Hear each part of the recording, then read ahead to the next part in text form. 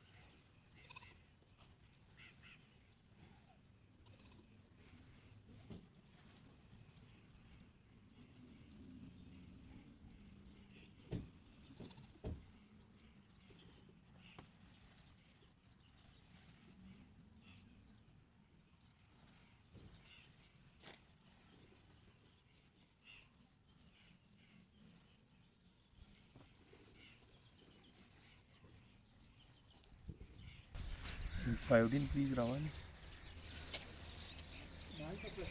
आओ। अभी हमने इसको पायोडीन के साथ मुकम्मल तौर से डिसइंफेक्ट कर देना है, और डिसइंफेक्टेंट यूज़ करने के बाद पेन किलर और एंटीबायोटिक का कोर्स शुरू कर देना है। और ये एंटीबायोटिक का कोर्स मिनिमम 3 दिन और ज़्यादा से ज़्यादा 10 दिन तक चल सकता है, डिपेंड करता है इसकी रिकवरी स्पीड पे। अगर तो रैबिट जल्दी रिकवर करता है तो एज सून एज़ पॉसिबल हमने एंटीबायोटिक का इस्तेमाल फिर स्टॉप कर देना है। लेकिन बहरहाल इस फीमेल को हमने दोबारा तब ही मेट करवाना है जबकि मुकम्मल तौर से 100% ये रिकवर कर जाए। और ये हमारी 4th जनरेशन की मादा है। वज़न इसका आलमोस्ट 3 किलो 103 किलो 200 ग्राम के आसपास है। F4 इसको कह सकते हैं।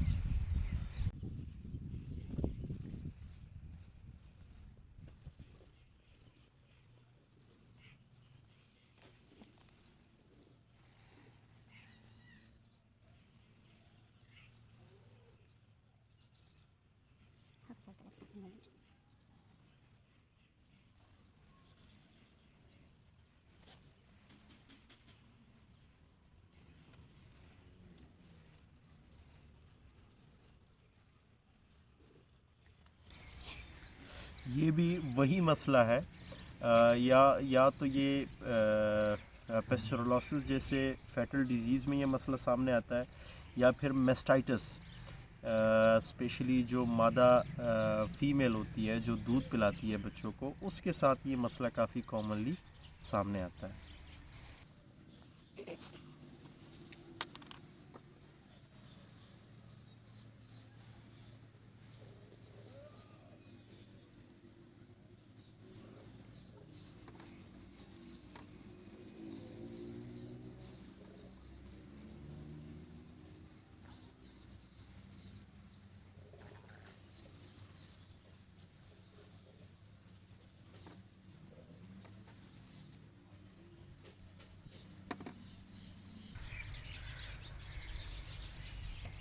ये देखिए ज़रा, ये देखें शदीद किस्म का म्यूकस इसमें से निकला है। ये देखें कुछ टिश्यू के अंदर से होल्ड हो गया।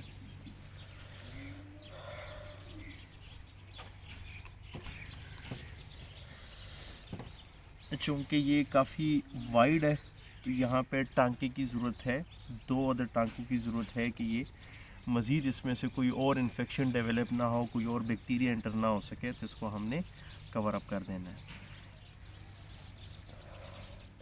मिलते हैं फिर किसी नई वीडियो के साथ। अपना ख्याल रखिएगा। अल्लाह हाफ़िज़।